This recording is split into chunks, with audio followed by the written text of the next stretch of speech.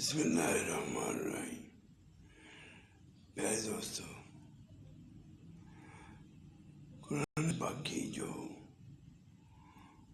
تعلیمات ہے، حدیث نبی کی جو تعلیم ہے، وہ انسان کو بیدار کر دیتی، خواب غفلت سے جگاتی۔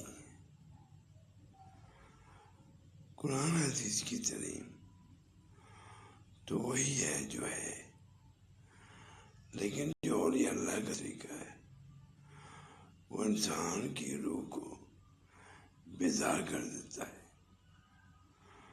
کہ انسان کو اچھے برے کی سمجھ آ جاتی ہے، کیونکہ جب تک انسان کی روح بیدار نہ ہو تو وہ صحیح طریقے سے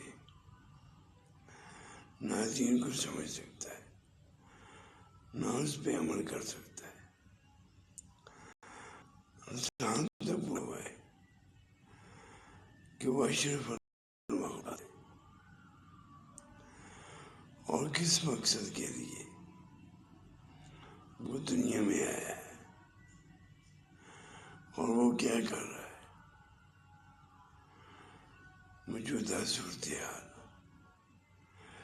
سب کے سامنے ہے کہ مسلمان ہو کے انسان کتنا ذلیل اور رسوا ہو رہا ہے۔ ان کی عزت اور دوسرے جو یہودی مذہب ہے، عیسائی ہے، ان میں کیا ہے؟ صرف تعلیمات اور یا اللہ اس سے دور ہونا، وہ طریقہ چھوڑ دینا جو ہمارے صالحین بندے ان کا طریقہ چھوڑ دیا، جو ہمیں جہاد کرنے والے جنہوں نے دنیا پہ راج کیا، وہ طریقے کو چھوڑ دیا، اللہ کے حکم کو چھوڑ دیا، تو رسوا ہو رہے ہیں ہر جگہ۔